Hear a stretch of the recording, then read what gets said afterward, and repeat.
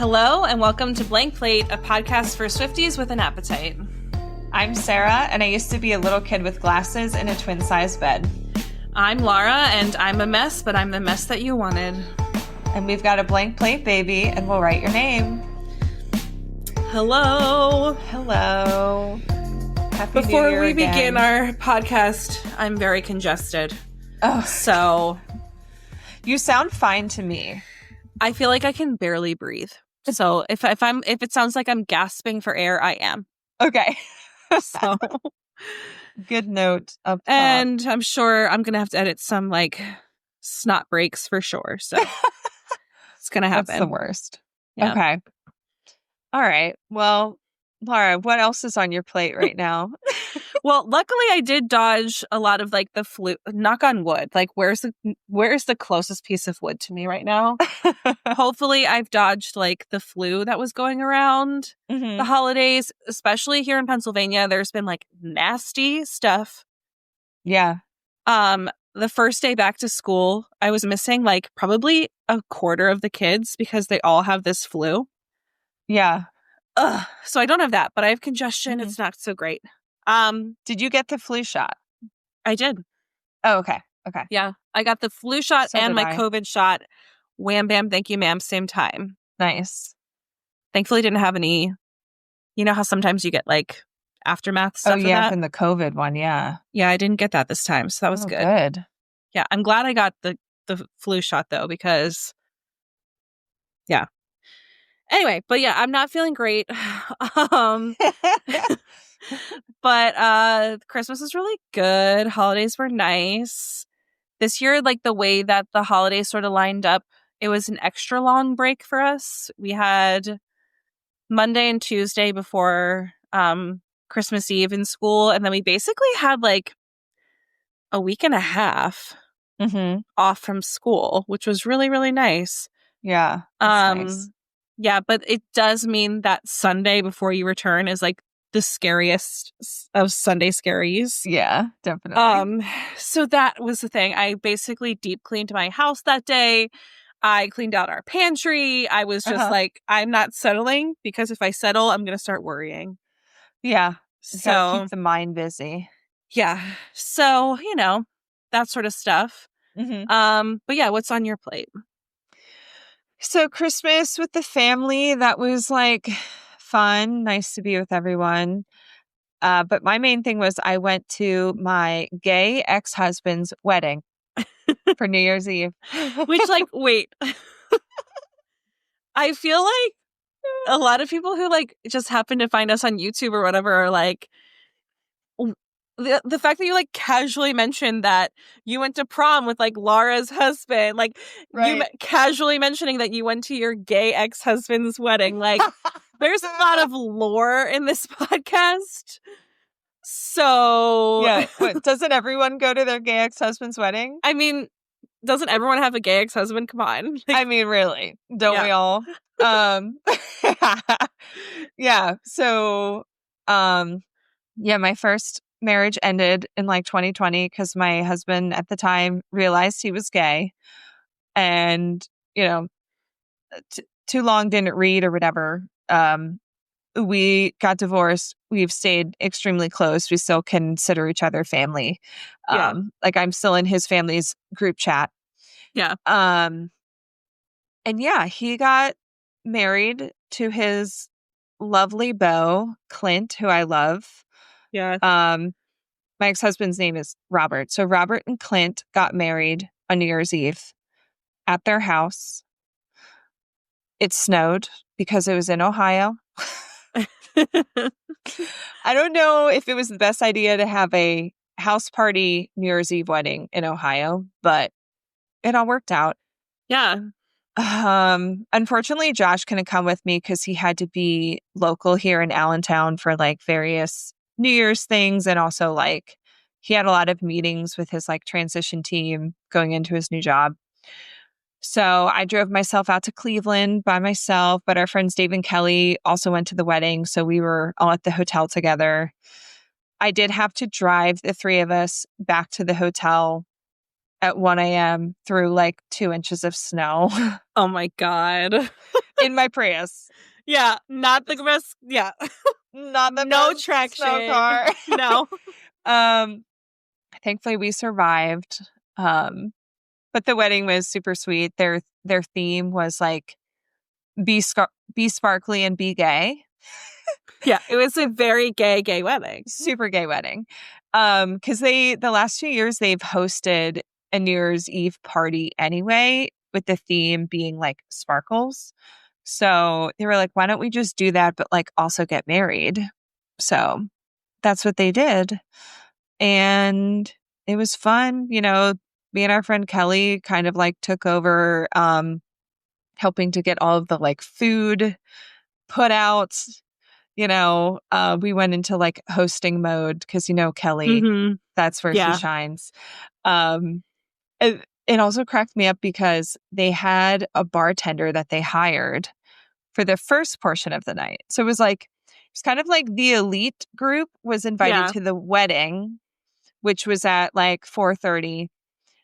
And then, you know, do the quick ceremony, and then we're all hanging out.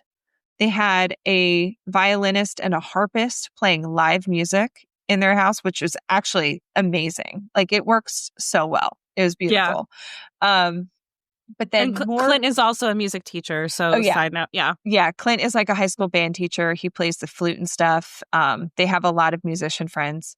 So, but then starting at like 7 p.m., other people were invited for like the New Year's Eve party / reception portion. And that is when the bartender left. So Kelly and I were like, wait, the bartender's why are you leaving now? when the party's about to like double in size? And Kelly loves to have a task at like a social gathering. So Kelly just became the bartender. And she bartended for like longer than the hired bartender did. Love that. I mean, you can picture it. You can picture it. And Dave, her husband, was kind of being like bar manager, making sure she always had ice and, you know, her things that she needed. So, yeah. But it was super fun. Super fun. Very fun. Definitely an interesting New Year's Eve for me. So that was nice. And then yesterday, Josh was sworn in for his new role as Lehigh County Executive. So I'm now officially First Lady of Lehigh County. No big deal. Do you know who's talking? Yeah, guys. First Lady here. A pretty big deal. She's the First Lady. I went to acupuncture this morning and the receptionist was like, I saw you on the news last night. But yeah, so lots of exciting things happening around here. Yeah.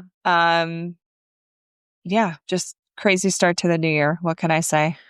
It's so true.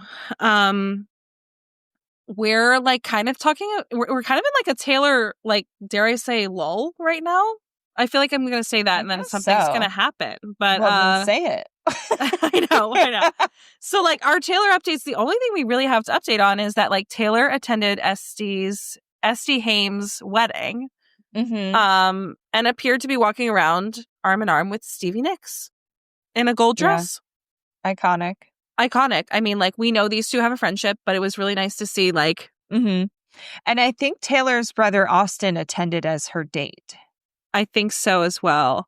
Yeah. I'm sure Travis was busy with like football stuff. Yeah, she did attend a Chiefs game as well. And a lot of people are like speculating, is this going to be Travis's last season? Like, is this the last time he was on the field? That sort of thing. But no news right now. As of our recording. So yeah. But we do have the last 2 episodes of the Eras Tour doc to discuss. We do. So I just have to say, the collective effervescence that this documentary... Have you ever experienced collective effervescence? Like, in person? Yeah, I mean, at the Eras Tour, for sure. I mean, I enjoyed the Eras Tour, but I wasn't like looking around being like, oh my God, humans. The way that this like documentary sort of did. Like, I don't know. I feel like I experience it all the time. Even like just watching TikToks and stuff. Oh, yeah. The Hope Core TikTok videos. Yeah. But this documentary, like all the footage of people, daughters, grandmas, you know, men, women, dads, like everyone you could ever imagine just like enjoying themselves at the Eras tour. Yeah. I like pretty much didn't stop crying ever throughout these last 2 episodes. Dude, seriously. Well, also like anytime that they had like slow motion footage, I know. Yeah. I was done. I was gone. Yeah. What is it about that?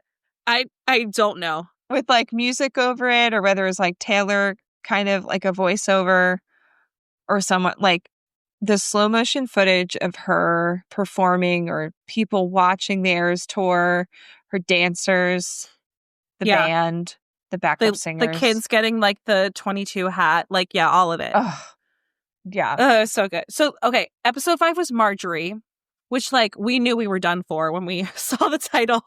Like, oh my God. Seriously? My favorite comment online was someone said, I only cried once during the Marjorie episode. It was for the whole episode, but it was only one time. That was me, for sure. That was me. Yeah. I basically texted, because we didn't watch this together. I texted Sarah. I watched it maybe like a day before you, or you whatever. watched it earlier in the day, and I watched it that night. Yeah. And I was just like, oh my God. Yeah. Oh my God. Yeah. I watched so the last 2 episodes with my friend Steph. She came over and we both cried, but I know for sure that I would have cried more if I had been alone. Yeah. But I did just rewatch them the other day to like take more notes for today's episode. And I cried more. Yeah. Watching it alone. I was alone and I was just weeping. Absolutely. Like all the footage of Marjorie, first of all, Taylor looks so much like her. Number one. Like Andrea, I love that Andrea sort of became a centerpiece of this episode, talking about her relationship with her mom, growing up with her mom, and how like basically her mom prepared her to be the perfect mother to Taylor. Yeah. Yeah. I feel like the idea of family and destiny was really strong throughout this episode because we also had similar stories of like her dancers, like how they had a similar drive from a young age and like knowing what they wanted to do. Yeah. They highlighted, I think her name's Amanda, the one who's like the assistant choreographer who danced. Yeah. They were talking to like her and her parents and going through her childhood bedroom and talking about how she was just obsessed with dance and would like draw herself dancing. And she just knew that's what she wanted to do, the same way Taylor like always knew that she wanted to perform and make music. Yeah. Yeah.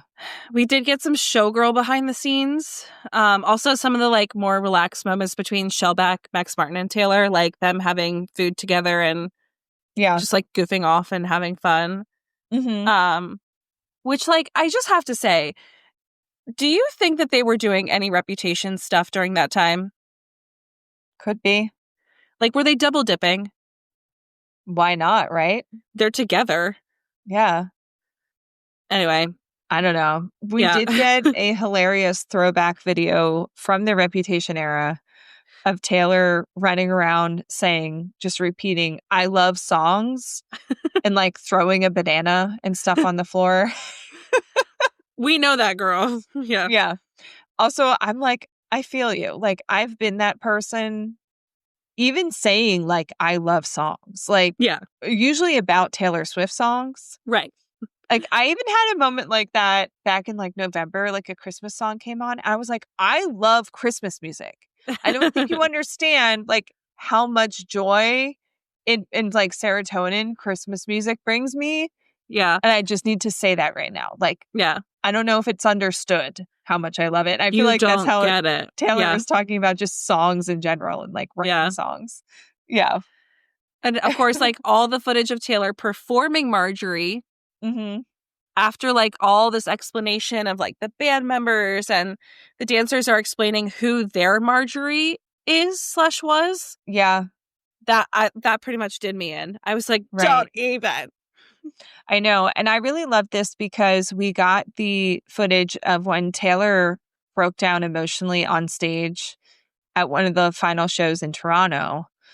Yeah. Which I always thought that was like after the Champagne Problems standing ovation, but I guess it was after Marjorie, and she was talking about how much it meant that the fans like do the thing where they put their phones up with the flashlights on.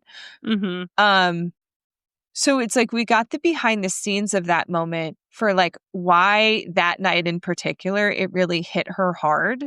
Yeah. And we saw her like talking to Austin about it in the car afterwards. But I was also surprised at how embarrassed she was for getting emotional like that, which shows again how much she tries to keep herself locked up, especially on stage. But I love that Austin was like, no, it was the best part of the whole thing. Like you getting emotional like that and showing how much it means to the audience. Yeah. Was actually like the best thing that happened tonight, you know? Yeah. I think like, because we sort of got the backstory of like all the dancers and like singers and, you know, people that were important in their life. And she was like, I can't stop thinking about how, you know, she was telling me this stuff. I'm just like, yeah. Because I think it was her one backup singer had recently lost her mom. So she was kind of like the main story that was highlighted. But then on top of that, we had Amanda, the dancer. Her family was in the audience. Yeah. And she knew it might be the last time that she would get to dance for them like this. So then it hit Taylor that like how special it is that her mom was there. And her dad was there, and Travis has seen it, and Austin, her brother, has seen it. So she was like, I'm so fortunate that you guys are all here to actually see this. And especially her mom with the song being Marjorie about her mom's mom. Yeah. And the way that like Marjorie's voice gets to like be sung out to this huge crowd every night. It's like she's performing with her grandmother and her mom gets to watch it. It's cool. It's just beautiful. I love it. Yeah. And Marjorie is one of the best songs of all time. It really is. I love it. I have to skip it most times, but yeah. We also got some footage of her with Gracie working on one of their mashups together. Gracie coming out. And we also saw behind the scenes of them practicing Taylor's dive into the stage. Yeah, I love cool. it. And then for episode 6, we got even more into like the family stuff. Because like, gosh, like again, it was just like tapping into that collective effervescence, like how much joy it brought to people's lives.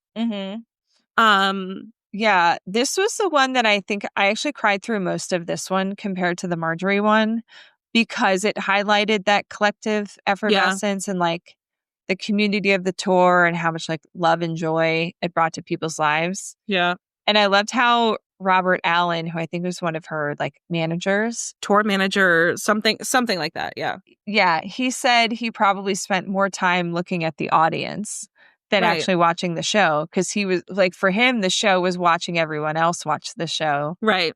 And we got to see like some footage of him actually doing that. And that's the kind of thing that'll hit you. And then, of course, we get Andrea Scott Austin, like in the backstage hearing Taylor mash up Best Day and Never Grow Up. Which I didn't catch this the first time. Andrea requested that mashup. Girl, what are you doing to yourself? Hello? I know. And she and Taylor both start crying when Taylor's like trying to do it. And her dad looks like he's holding back tears and Austin too. Yeah, the like line where she's sweet. Like, I have an excellent father. And Scott's just standing there and I was like, he's just got that proud dad face. Can you even imagine? I can't. I don't know how she did it. Yeah. Speaking of Scott, so they talked about how football helped Taylor and Scott bond more than ever before. And I wanted to bring up how, so people online have been kind of mad that Scott immediately said Chiefs won when Taylor comes off stage after her final show. Like they're kind of like, why are they mad about that? Because she was watching, she was like talking about the game before the show. The people who are mad are taking it as like, your daughter just finished this epic tour and the first thing you tell her is like about a football game that her boyfriend plays in. Yeah. But I'm with you because especially rewatching this. She mentions like that they're going to play. Well, yeah, she was watching the game, you know, in the green room the whole day leading up to the show. And she even said, if this goes my way, like the kind of day I'm about to have, like she's Yeah. like invested, She like, wants oh my to God. know. So he knew that was important to her. I think he knew that she would take it as a good omen. And also Right. after he tells her, she laughs and says, it's been such a good day. Like it's all part of it. Right. He's like so proud of her, so excited for her. And he's like, oh, by the way, she's also going to love the fact that on top of all this, They Travis won. won his game. Right. Right. You know, so like people need to chill. People Yeah. are always looking That's for reasons to people hate are Scott. exactly. People are always looking for a reason to hate. That's for sure. But yeah, Yeah. like her screaming at the screen, like a bald eagle, like Right. in the middle of her song, being like, I Yeah. know. I know. She's nuts. yeah, But yeah, we got the last episode was a lot about like the final shows and the tour coming to a close. mm-hmm. One thing that I thought was really cute was she gave the dancers Eras Tour posters with their Yeah, own faces I on love them. those. So cute. Yeah. Also, it seems like a different person gives a speech every night in addition to Taylor Yeah. in their little huddle. It seemed like that was like a tradition. Mm-hmm. So that's And also pretty cool. putting their hands in and saying, fuck shit up, fuck it up. Yeah. Which today, Josh left for the office and it was kind of like his first like official day, just getting to go into the office and just like Mhm. start working. And when he was leaving, I said, fuck shit up, fuck it up. Yep. Just felt like the right moment. Yeah. Oh, yeah, you wrote this down, but this is true. One of my favorite things she talked about was how she feels really lucky that she's able to have such this like pinnacle of success moment and accomplishment happen in her 30s. Mhm. And how, I mean, we know this is like something she writes a lot of songs about, like Nothing New, like Clara Bow, but like how our obsession with like youth culture dictates like what is cool and like Mhm. who people are worth listening to and stuff like that, depending on how young they are. And the fact that she's like in her mid 30s Mhm. having this moment, she's like in total awe of, which is so true. Yeah. Yeah. Well, and I think it's it's also funny because she kept referring to the Eras Tour as like the thing she'll be remembered by and this pinnacle moment in her career. Mm-hmm. But the thing is, like, without the Eras Tour, she already had plenty of things in her career that would act Yeah. like that when she was younger. But Yeah. it is really important to note that this huge thing that has surpassed all of her other accomplishments happened in her mid 30s. Yeah. And that typically does not happen for a pop star. Especially women. Mm-hmm. Yeah. But yeah, like, gosh, this episode was just so good because we got to see Gracie again, the final mashup. Yeah. And so have you seen people saying how like the episode that had Sabrina in it, people are like, Sabrina does not like her. This friendship is not real. Like, have you seen any of that crap? No, I haven't, but I believe people say that because they'll Yeah. say anything. And I think it's partially like if you compare the way Sabrina was around Taylor to the way Gracie is around Taylor, because Gracie still kind of acts like a fangirl a little bit. Mhm. Like she can't help but let some of that out Mhm. when she's around Taylor.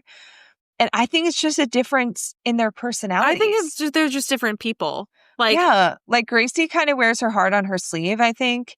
yeah, And Sabrina's much more like dry and buttoned up in that like showgirl way, like Taylor Yeah. is. yeah, And so like like Sabrina's humor is totally different. yeah. And I think it just comes across differently. And people are like, they're not really friends. I did Shut see up. people going feral over what they called boyfriend Gracie and boyfriend Mhm. Taylor backstage. I saw that too. How like they're wearing like, you know, oversized hoodies and like their hair is just like not baggy kept. jeans. Baggy and stuff. jeans, and they're like, this is hot. Yeah. But no, I did not see the hate on Sabrina. I do believe people said that. But yeah, they're just different people. Like, Right.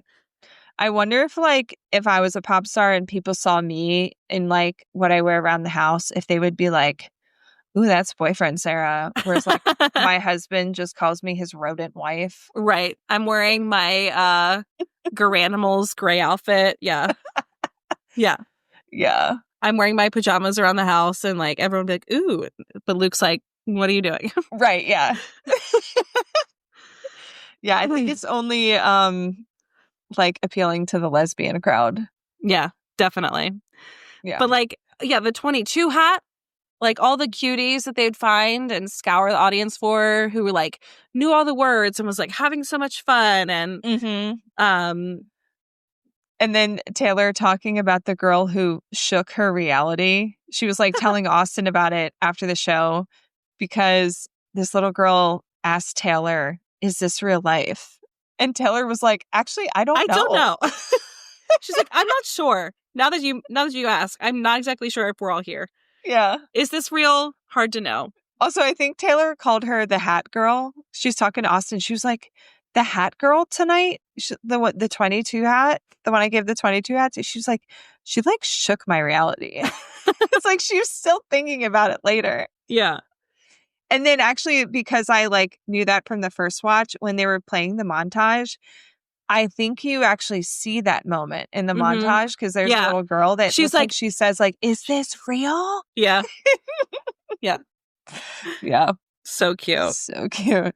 And Andrea with all these like backstage like singing preparation moments, like first of all, her not knowing that Hits Different is a breakup song. I know. I was like, girl. And then like of course she's one who suggested, Best Day and Never Grow Up. Like she's been helping Taylor cook some of these things up, but she was the one who said you should say it's the end of an era instead of the end of a decade. Yeah. For the final mashup on piano. That was good. She ate with that one. She did. And I love how like at first when she mentions it, Taylor's like doesn't really hear her. So then she's like, "Wait, what'd you say?" And Taylor's like, "Oh my God, that's incredible."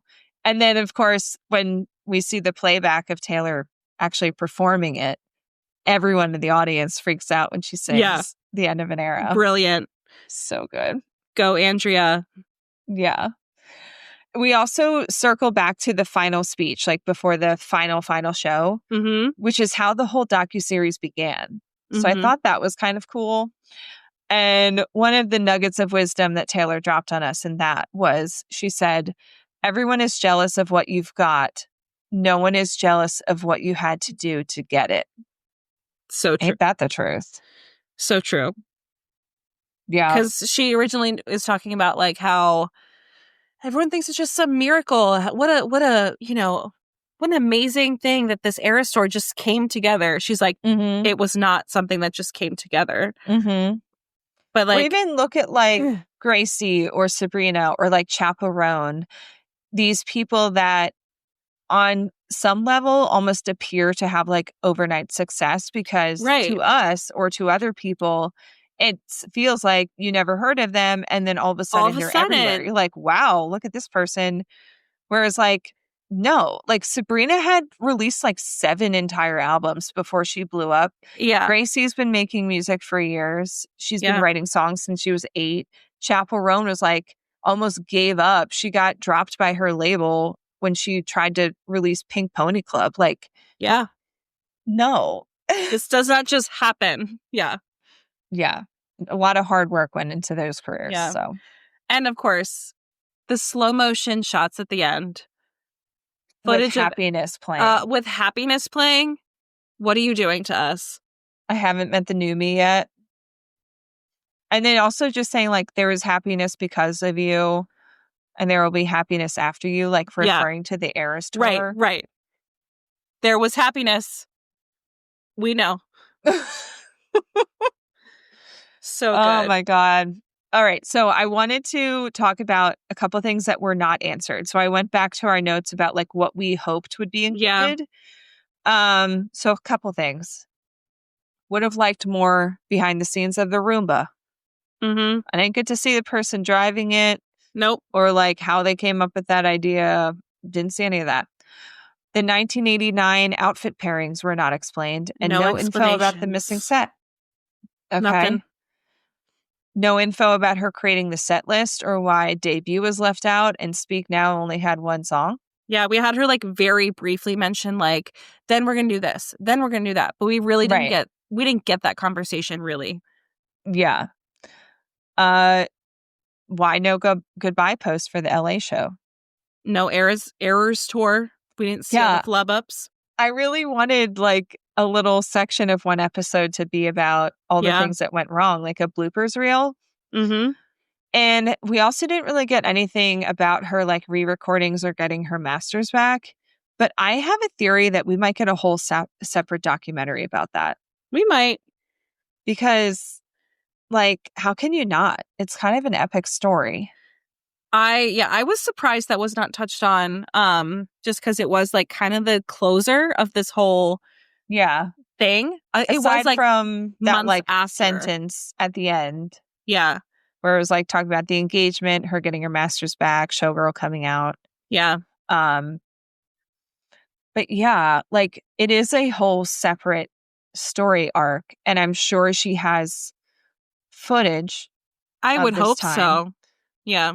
So who knows? I don't know. I would Could like happen. that. All of us would, I think.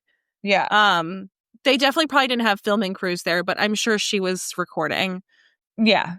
You know. She records a lot on her phone. Yeah. Especially when she's recording. So, yeah. Speaking of recording. Yeah. Should we get into the song? We're talking about a very messy song today. I think probably the messiest song off of Showgirl, which is actually romantic. Mm-hmm. So let's get into it. Obviously from Life of a Showgirl, came out October 3rd, 2025. Written and produced by Taylor, Max Martin, and Shellback. Fountain, quill, or glitter gel pen. We both said fountain pen. Mm-hmm.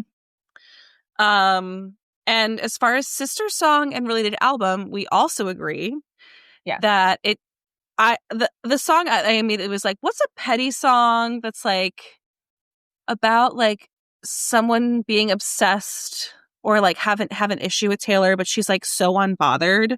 Mm-hmm. And of course it's I Forgot That You Existed. Yeah. I mean, yeah. And I double checked, like I was going through her other songs and I was like, no, that's the one. I was like, maybe this is why we can't have nice things. But I was just like, you know, like I Forgot That You Existed is just the whole like unbothered nature that is in this song as well. Plus in this song, she says, I haven't thought of you in a long time. Yeah. So I forgot that I'm literally existed. not thinking about you and you're just out here doing crazy shit all the time. Yeah. But about me. Actually, Romantic has a little bit of a sharper edge to it than I Forgot That You Existed. But yeah, same vibe. Yeah. Mm-hmm. And then for related album, we said Speak Now. Yeah. Because I feel like the petty vibe is very Speak Now. And the like kind of punky rock vibe of the song as well is also Speak Now. Yeah, definitely. Personal associations with the song. I just desperately wish that she would release a separate version of this song that like rips. Yeah. You know, like I just want like its own version where it's like guitar solos and like a tougher pop punk sound, like just like lean in a little further. Like the We Are Never Ever Getting Back Together rock version. Yes. Mm-hmm. I need that version. Because it's like it's there. Mm-hmm. It just doesn't quite get to that level. Which I think kind of like plays into the whole thing where it's like I don't care. Like so I'm not actually gonna lean into like going so hardcore. That would be kind of like try hardy, right? Yeah. But like if you did a separate version, that would be fun. Yeah. You know? Mm-hmm. Also, I just love messy Taylor. Who doesn't? Yeah. She's a Scorpio somewhere in there. You know? Like she's oh yeah. She's not gonna let things settle. She's gonna tell you exactly what she's thinking. Mm-hmm. Yeah. This song's kind of interesting for me because on first listen, it was one of my favorites. Like, remember when we were playing some for Luke after we first listened? And this was one of the first ones we played him. Luke was like, I like that one that's messy. And I was just like, you like actually romantic. Yeah. But yeah, because I love the sound because it has that kind of rock sound that I always want from Taylor. But it like quickly dropped to the bottom tier for me. Yeah. Which happens a lot, like, because Canceled and Actually Romantic on first listen, I was like, ooh, these ones are cool. Yeah. But then they're just not my favorites. They're in the bottom tier. So I'm not really sure why, but, and it's like, I'm more just like neutral on it. Like, it's not like I dislike it. It's just, I like 75% of the album more than this song. But I also love the pettiness. It's like, I don't have any issues with this song. No, I and just ended up liking other ones more. The pettiness and messiness is warranted. So we're going to get into it. But like, who doesn't? Yeah, I have no problem with the pettiness at all. No. Speaking of pettiness, the folklore of this song, like, okay. Long story short, we can assume that the song is about Charli XCX. Are there potentially other, I guess, Easter eggs or clues that it could be someone else? Sure. But like the main subject is definitely Charli XCX. The main muse, I think, is Charli XCX. Yeah. So what Taylor herself has said about the track, she said, Actually Romantic is a song about realizing that someone else has kind of had a one-sided adversarial relationship with you that you didn't even know about. And all of a sudden, they start doing too much and they start letting you know that actually you've been living in their head rent-free and you had no idea. It's presenting itself as them sort of resenting you or having a problem with you. But you take that and just accept it as love, and you accept it as attention and affection, and how flattering that someone has made you such a big part of their reality when you didn't even think about this. It's actually pretty romantic if you really think about it.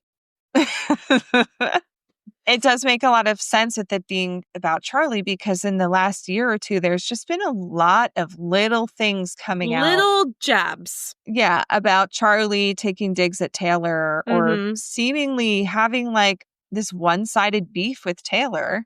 Yeah. And Taylor has only ever like praised Charli. So you're like, what's going on here? Yeah.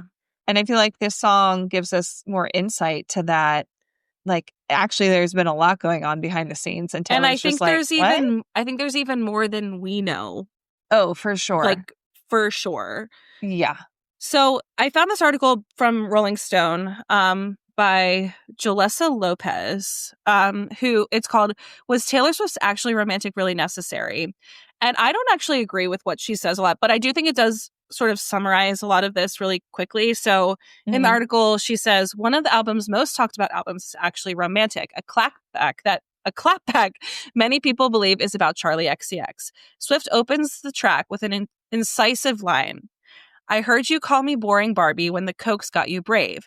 Many immediately assumed it was aimed at Charli. A swing at Brat's drug references, played for shock value to underscore how Charli, or really the cool girls that she represents, might see Swift. The Coke line goes after an image Charli owns up to and frankly celebrates. It sets up the tension between them, the polished pop star and the chaotic party girl. Which also, anyone who is trying to say that Taylor's like out of pocket for calling out Charli's drug use, if you listen, insane. Listen to Brat. Charli is going around like that's part of her brand is that she does coke. Yeah, so she's not holding that back. Yeah. She also says Swift has said the song is about someone who had a one-sided adversarial relationship with her. But how adversarial did things seem with Charli? Let's go back to Brat. On Sympathy is a Knife, Charli's mind spirals as she thinks about a peer who is so untouchable that she feels like she will never compare. Quote, I'm embarrassed to have it, but need the sympathy because I couldn't be her if I tried, she sings. Sympathy doesn't exactly antagonize Swift, though. Charli does admit that she doesn't want to see her backstage at my boyfriend's show and sings about how she hopes Swift and Maddie Healy break up. They eventually did. But she follows it with a lyric that encapsulates the entire point of the song. I couldn't be her if I tried. But also we should note, for anyone who doesn't know, Charli XCX is now married to one of the bandmates of one of the band members of the 1975, which is Maddie Healy's band. Taylor briefly dated Maddie Healy at the beginning of the Eras tour. So her saying, don't want to see her backstage at my boyfriend's show is like, a pretty obvious call out to Taylor because Taylor was dating another bandmate. So it's like she could be backstage at Charli's boyfriend's show. Mm-hmm. So, and like yeah. Charli has said about this song, that song is about me and my feelings and my anxiety and the way that my brain creates narratives and stories in my head when I feel insecure. Sometimes I'd look on stage and be like, oh my God, I'm never going to play these rooms ever. And that made me feel jealous. In that same interview, Taylor was quoted praising Charli too. She said, her writing is surreal and inventive always. She just takes a song to places you wouldn't expect it to go, and she's been doing it consistently for over a decade. So this is something that Taylor said after the song Sympathy is a Knife came out. So we can read between the lines and kind of see that, like, this beef is not just because of this song. Oh, yeah. And also, Taylor could have chosen to be like, no comment. Right. Like, how often is Taylor Swift quoted in an interview about somebody else? Yeah. So, like, she chose to double down on her admiration for Charli as a songwriter and an artist. So and the that's beef is why, not like, purely because Charli more or less wrote about Taylor. It's more than that. Right. And Taylor tells us in this song, Actually Romantic, that there was more going on. So that's, again, like the people who are like, I can't believe she wrote this song in response to Sympathy is a Knife. And it's like, it's not just about this song. Yeah. Yeah, that song exists and like you could take offense to it. But like on its own, yeah, probably not reason to write this song. But remember, Taylor and Charli are two actual human beings that exist in circles that overlap. They Very have much other so. interactions and people like who know each other that things And can get again, back to Taylor. Taylor complimented Charli's writing after she's probably heard Sympathy is a Knife a million times. And after there's already been a narrative out there that song is about Taylor. Right. So her saying like only good things about Charli in this interview is kind of her way of saying like, I don't have any beef with this song. Because if Taylor had beef with that song, there would be no comment. There would be no comment. Yeah, there would be no comment. And we do know that Charli opened for Taylor on the Reputation tour in 2018. And again, they both dated members of the 1975. Now Charli is married to one. So of course, like this is a small circle of friends. She also was a surprise guest on the 1989 tour. I totally forgot about that. Yeah. So Taylor has been like championing Charli as an artist for a long time. Yeah. And again, Charli's another artist. She blew up with the Brat album, but she's been in the game for a very long time. And Taylor is one of the main people who has been like trying to put Charli in front of people to be like, pay attention to this artist. Yeah. Which is why it's so crazy that Charli is apparently having this one-sided beef with Taylor. Yeah.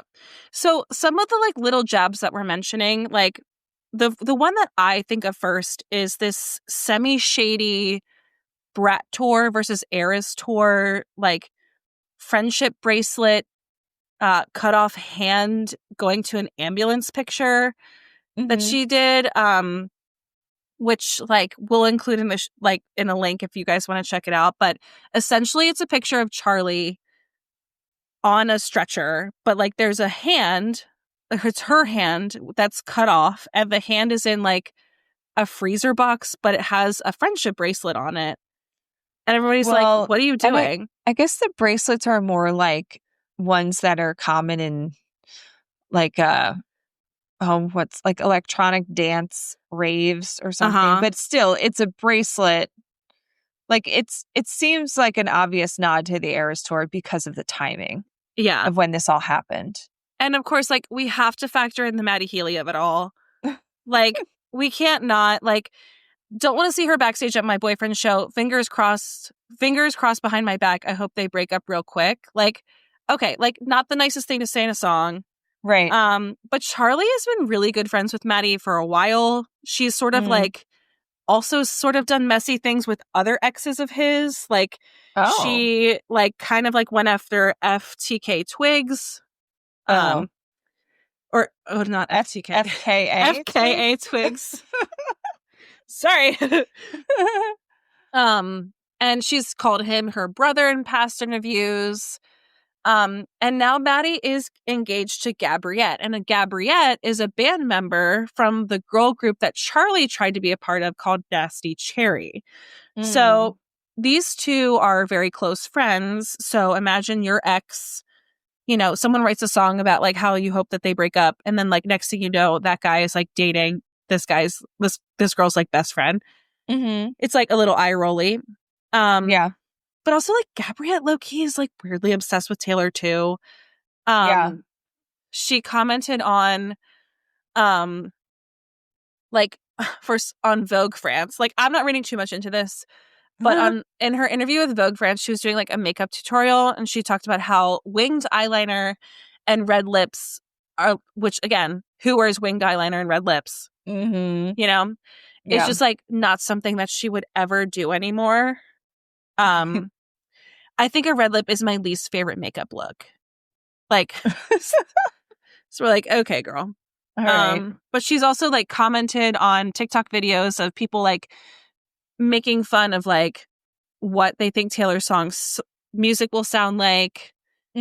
So there's a lot of mess going on. Yeah.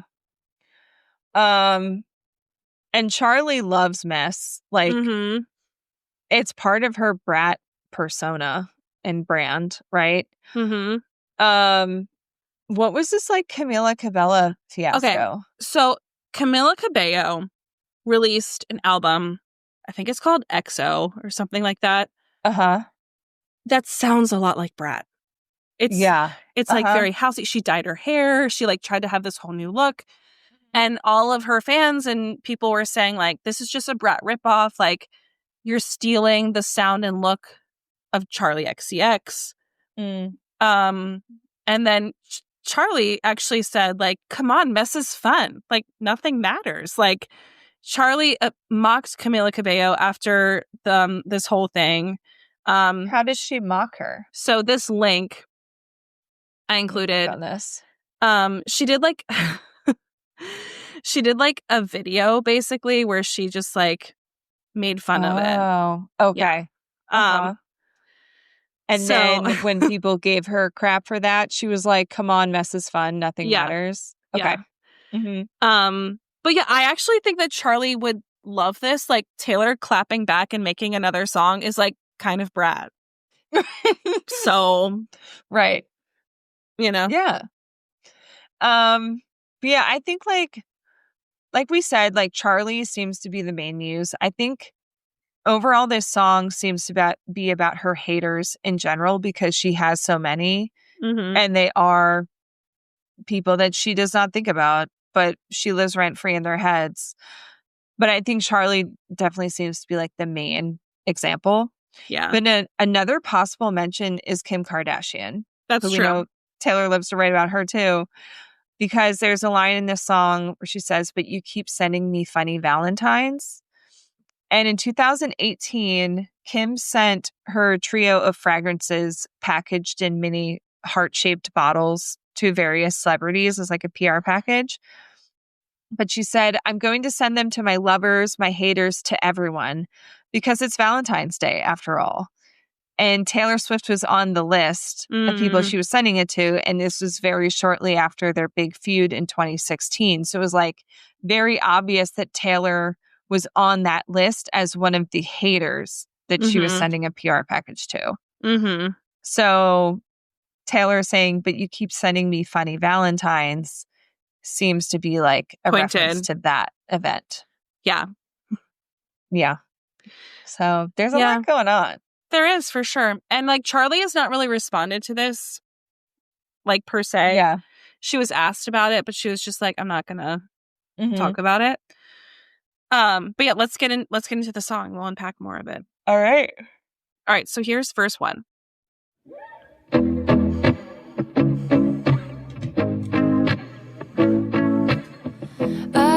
You call me boring Barbie when the coke's got you brave. High-fived my ex and then you said you're glad he ghosted me. Wrote me a song saying it makes you sick to see my face. Some people might be offended. Also, we should mention that the first time we listened to this song, we were freaking out. Yeah, we're like, what? Yeah, we had to like pause it and like at this point and just restart it Yeah. to be like, wait, What is happening? Yeah. Yeah. Okay. I heard you call me boring Barbie when the Cokes got you brave. Yeah. I mean, right out the gate, Yeah. we're like, this is about Charli. Yeah. And if like, this is true, like that boring Barbie comment probably pisses Taylor off because like, first of all, Barbie, the Eras Tour, like while Brat was more like cool girl, like wear all black fishnets, take some coke, like that sort of thing. The Eras Tour was like hyper ultra feminine, pink glitter Barbie core. Like I've called it. It was Barbie World when we were there. Oh yeah. It's the exact opposite of Brat. Like so, being called boring Barbie. And this is what I mean, where it's like right away, I feel like we're getting evidence that there was plenty of stuff going on behind the scenes. Comments made. Yeah. Did Charli actually call her boring Barbie? Probably. She put it in quotes. Yeah. So like, and if she did, it could totally get back to Taylor, because of, their circles overlapping. So this is what I mean. We're like, it's not just sympathy as a knife. Like, yeah, Charli is clearly talking shit smack about Taylor. Yeah. Behind the scenes, and it's getting back to Taylor. Yeah. And also, like, again, we kind of know that being called boring is like a trigger because for Taylor. This line from The Smallest Man Who Ever Lived. I said normal girls were boring, but you were gone by the morning. Yikes. Yeah. Because I think Taylor tries very much to not be boring. And I think she's not boring at all.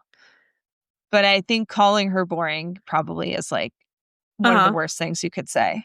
Yeah. I do think she's a good girl. Like she's a good girl. Like, right. And for someone like Maddie Healy, like, does he want a good girl? Right. He may say that he does, but yeah, you know what I mean? Also, again, like calling out Charli XCX for using coke is not like outing out like a drug problem. In her song 365, it literally says, should we do a little key? Should we do a little line? Right. Okay. Like that's part of the Brat thing. So yeah, just want to point that out. Also, like everybody does coke. Apparently. I'm just kidding. I don't do coke. Apparently. Like, are you watching that show, I Love LA? Oh my God, yes. Yeah, like, I don't know. It seems like out in LA, people are just doing coke all the time. So, like, I'm sorry, like, around here, it's not. No. but like, in LA and New York, I'm sure, like, going to a party is, like, you do weed, you do coke, you do the alcohol. And I don't think Taylor does it. Oh, she even says, like, she doesn't do drugs. Like, she literally was just like, I don't do drugs, I just do this. Like, right. Which is, by the way, the Eras Tour. So. Right, yeah. But yeah, like, she's a good girl. She's not doing coke in the bathroom with people. Like. Yeah. Anyway. Okay. Again, next line, we're freaking out again. High-fived my ex, and then you said you're glad he ghosted me. Again, if this is something that she, like, word got back to Taylor, would you be mad? Right. And even, like, I think that's probably the worst part of Sympathy as a Knife is, like, her saying, I hope they break up soon. Because, like, if you are friends with someone, but you're, like, that song could have just been about her, like, jealousy and insecurities. Sure. But, like, throwing that in there just seems, like, unnecessary. Like, it takes it to a different level, in my opinion. And again, this probably happened. Yeah. She probably celebrated with Maddie Healy when they broke up. I mean, I can imagine it. It's like, finally, she was so boring. Like, yeah. Right. And a friend / civil acquaintance would not do that. No. And after they, like, toured together and stuff, like, why are you treating this person this way? Yeah. It's not. Yeah. It's giving, again, like, Charli literally talks about her insecurities, but it's like, if you're writing a song like this and you're also talking about this person so much, yeah, like, it's giving, like, highly insecure person. Yeah. Well, and we got notification from Taylor before that Maddie Healy ghosted her because she said this. They just ghosted you. Now you know what it feels like. Mm-hmm. Yeah. So for anyone who still thinks that he did not ghost her, what kind of hole of denial are you in? Read the literature. Okay. We have the text. Yeah. Oh, and then, of course, wrote me a song saying it makes you sick to see my face. We already talked about sympathy is a knife quite a lot. Yeah. Some people might be offended. And then we get into chorus 1. So, again, she leaves off, some people might be offended. Right. But it's actually sweet. All the time you've spent on me, it's honestly wild. All the effort you've put in, it's actually romantic. I really gotta hand it to you. Ooh, no man has ever loved me like you do. Which I do have to say, that last line, no man has ever loved me like you do, does 2 things. 1, it implies that the subject is a woman. Right. And 2, it also implies that, like, they're not in a romantic relationship. Yeah. Like saying like, wow, like not even a man I've dated has ever loved me this much. And Yeah. like you and I aren't even in a romantic relationship. But what Yeah. you're doing is actually so romantic. Yeah. Just saying. Yeah. And I also like how she's talking here about like the romantic thing is all the effort being put in by this other person. And it reminded me of how on the New Heights interview, Taylor said about like not wasting her time on crazy rumors and gossip and stuff. She said, think of your energy as if it's expensive, as if it's a luxury item. Not everyone can afford it. So in this song, she's saying that this person is spending like a lot of expensive energy on them, which is kind of sweet when you think about it. It's very romantic for you to spend so much of that on me. Yeah. I know. It's right? very, yeah. It's like so passive aggressive. I love it. Yeah. All right, let's get to verse 2.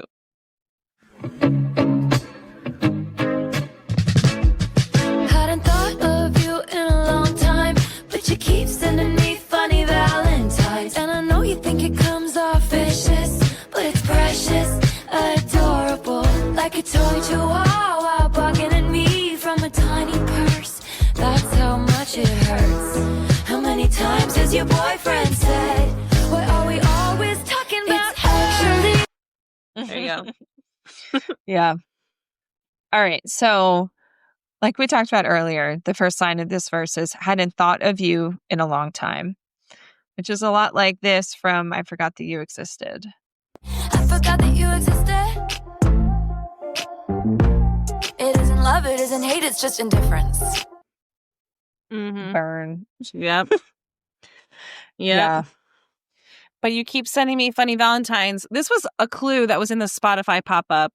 There was something that said Happy Valentine's Day. It might have been a card or a letter or something. I think they were like envelopes. Yeah. That looked like Valentine's, said Happy Valentine's Day. Yeah. So that seems like a callback to the Kim K thing that we mentioned earlier. Yep. And I know you think it comes off vicious, but it's precious, adorable. So, like, again, the whole Brat aesthetic and attitude is like too cool to care, like aesthetic. Okay, first of all, it's defined as an aesthetic trend defined by party animal antics, cool girl, messy, carefree vibe, angst, accepting your imperfections while embracing the chaos. Okay. As Charli has said, quote, you're just like that girl who is a little messy and likes to party and maybe says some dumb things sometimes, who feels herself, but maybe also has a breakdown, but kind of like parties through it, is very honest, very blunt, a little bit volatile, like does dumb things, but it's Brat. You're Brat. That's Brat. Which, like, is this not just like giving yourself an excuse to write off poor behavior? You know? Yeah. Like, she's kind of saying like, Yeah, I say some stupid shit, but I'm just a brat. And isn't that so cool? It's definitely like, I don't know. It always reads like kind of like mean girl, cool girl at high school, giving an Yeah. excuse for bad behavior. But that's just me. Brat Yeah. is a great album though, so you should listen. But I don't really like it. But I I don't like think it's it. bad. I don't think it's Yeah. bad. I'm just like, it's just not quite for me. I think have it's it a on my workout vibe in the playlist. right setting. Yeah. Like Yeah. I'm not gonna put it on, but it's on my workout playlist. Yeah. I think it's interesting. Yeah. But I'm not like revisiting it. I was not playing it on repeat that whole I summer. do have to like ask you, what do you think about Jack working with Charli? 'Cause Honestly, they're working together on a couple things. Let me look that up really quick. yeah. Well, didn't they work together on the music for that movie or a couple movies? Something? They did a collaboration for the upcoming A24 film Mother Mary. Yeah. Mm-hmm. And it follows their Charli and Jack Do America co-headlining tour from 2015. Oh, they must have done stuff together before. Okay. And Jack still works with the 1975 too, right? Jack is just like in all the mix, dude. He's got his little grubby fingers and everything. I know. So here's my philosophy on this. Like, you know how a lot of people that Taylor's really close with have also done collaborations with Skims, which is Kim's That's true. brand.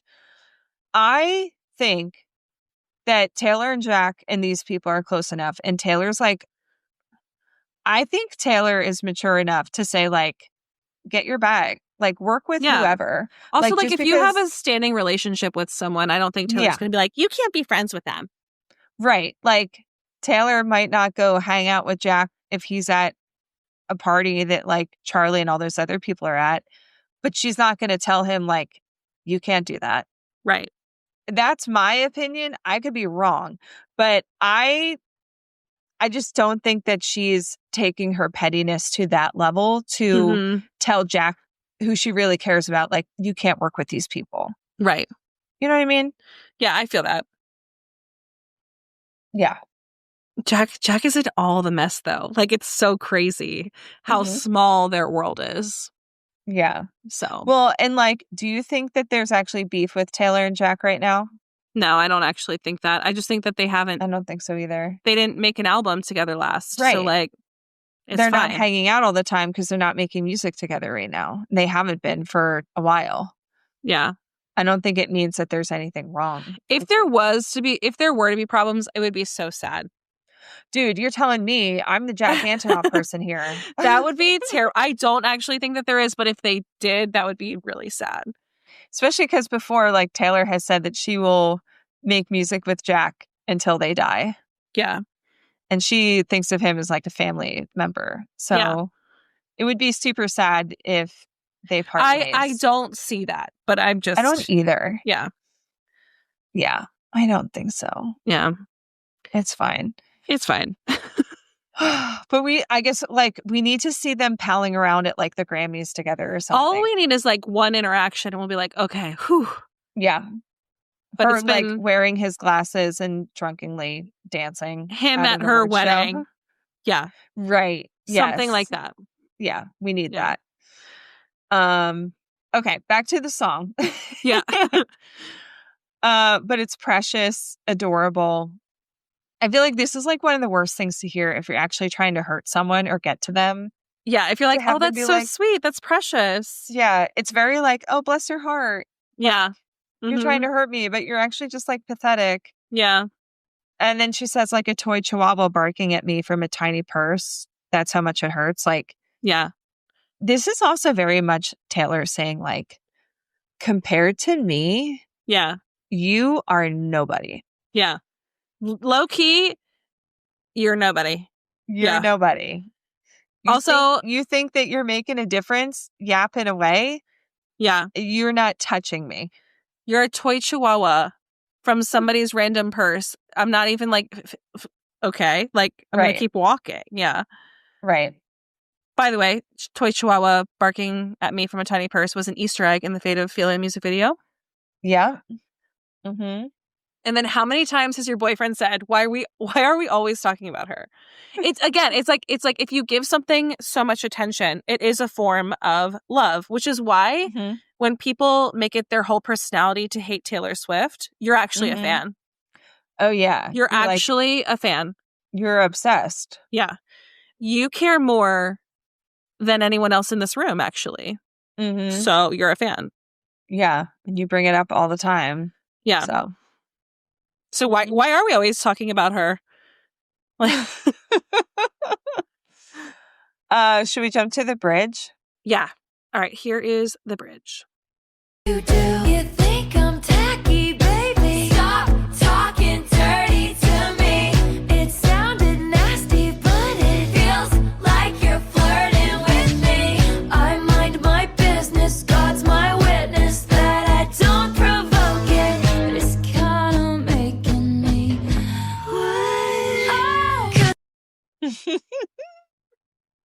Our reactions to that, we're like, what?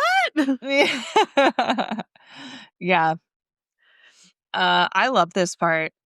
It's just like, just like doubling down on like, wow, you're trying to hurt me, but I'm like kind of like turned on right now. Like, You're being wow, so sweet. Stop keep flirting doing with this. me. Yeah. I like it. Yeah. Which is not the reaction that you want. Right. Yeah. It It's sounds like- nasty, but it feels like you're flirting with me. It's like such an iconic line. It's like, you know, as much as you try to be mean to me, I think you're actually obsessed with me.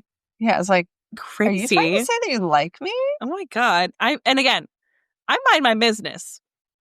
I don't provoke it, which is true. Yeah. Like, yeah, I'm sorry, but like, look around at all this stuff that Charli specifically has done. And what has Taylor's Taylor just done? minding her own business Minding her own business, inviting her on tour, praising her music. when she didn't have to do any of that, by the way. Did we hear Charli praise the Eras tour or any of Taylor's achievements No. in this time period? No. We also get Naughty Taylor. It's kind of making me wet. She went there. She's never said anything like that. She went there. The closest thing I think we've had to that is the like building waves up crashing like over my grave. waves crashing over. Yeah. And even that's so like way metaphorical. more poetic. Yeah. Yeah. Or even like the song Dress. Like, yeah. She's never said that explicit. this. Yeah. Like, that is, she went for it. She's not even bothering with the metaphors here. No.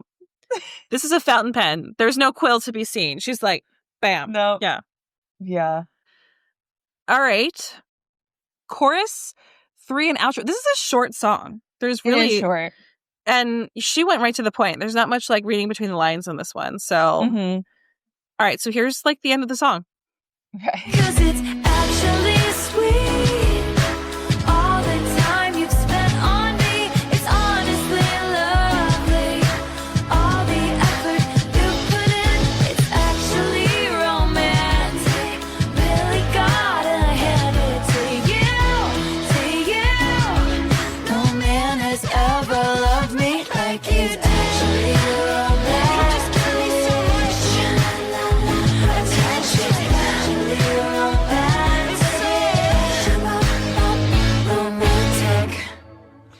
And that's the part where I wish she just like had a whole ripping guitar solo.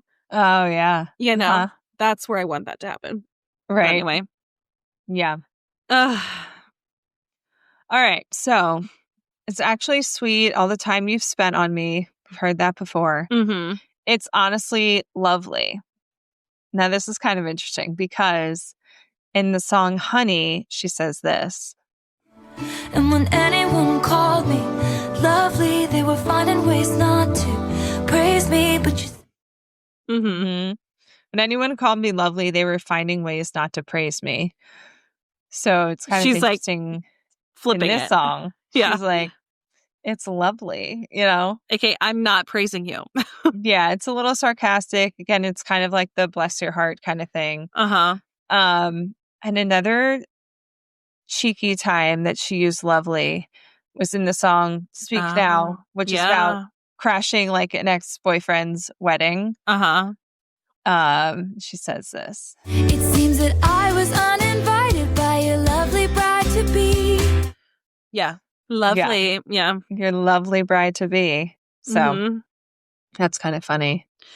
Yep. Yeah. And then, I mean, we don't have really many notes for the end here, but I love the part where she kind of interjects like, you've just given me so much attention. Yeah.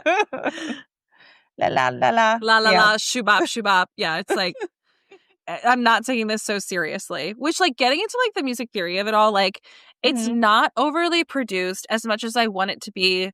She almost, like, couldn't take the time to put that much effort into it, which I think, like, goes along with the idea of, like, you're just giving me so much attention. I'm just going to throw this shit together and be like, there you go. Like the other person is literally doing too much. Yeah. And Taylor can't even be bothered to put a ton of energy into this song. And like we said, it's also short. Yeah. She's like, I'm just going to tell you, and that's it. Period.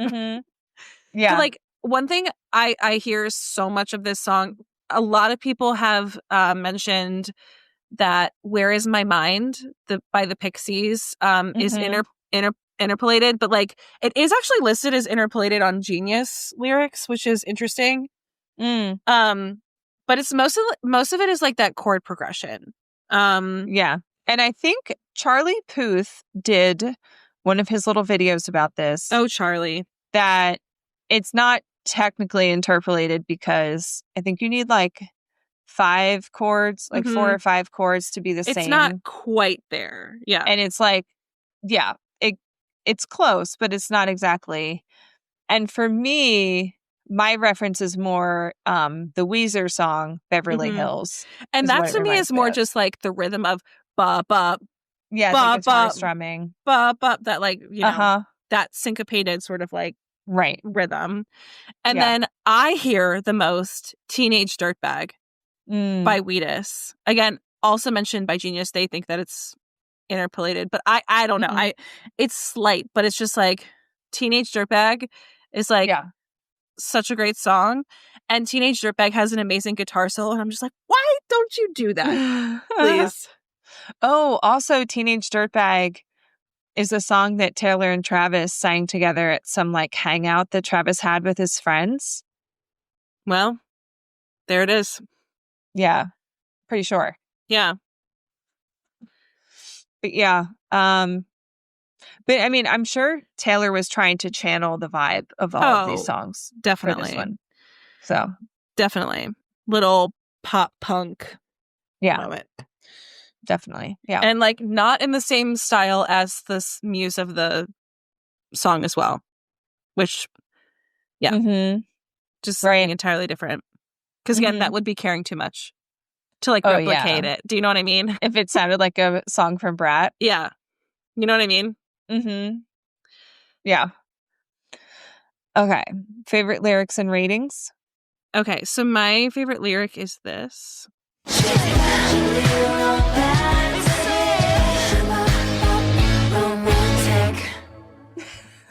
I like a shoobop shoobop.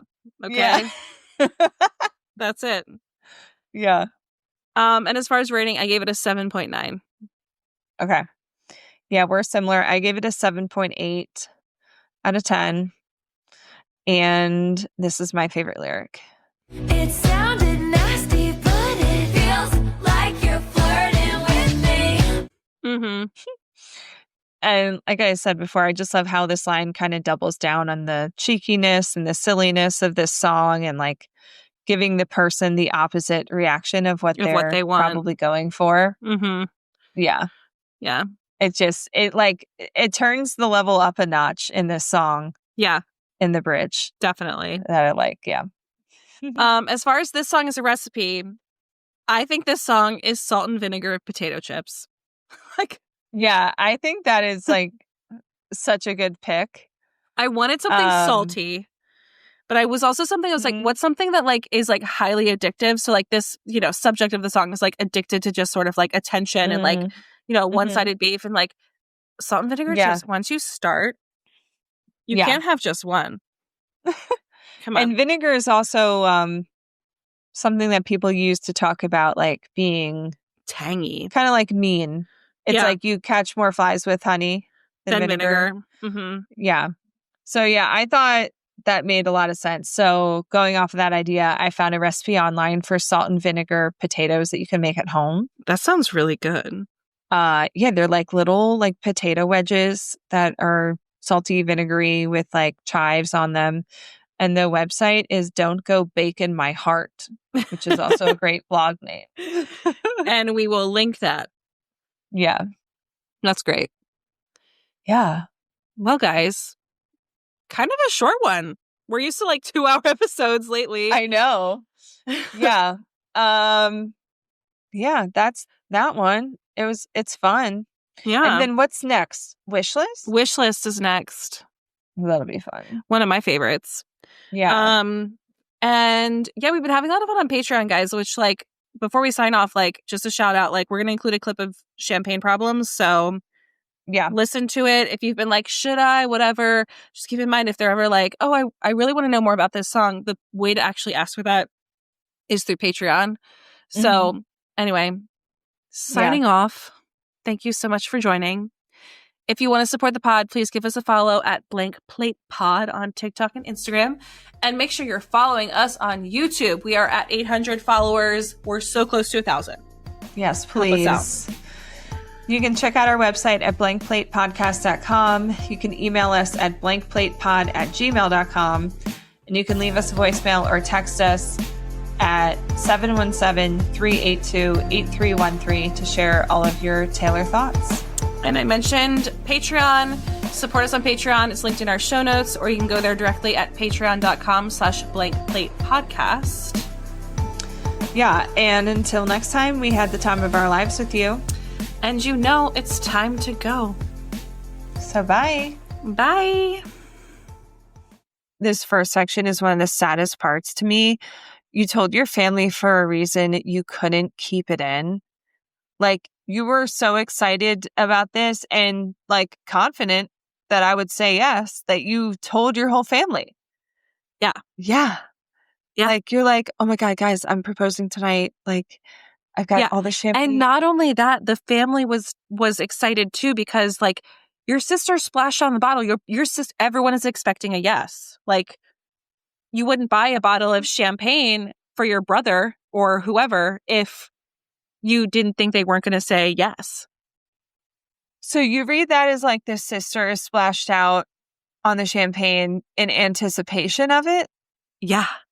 Because I always read it as like this sister was like, well, might as well drink this champagne. This thing's a shit show. So funny. I never read it that way. My God.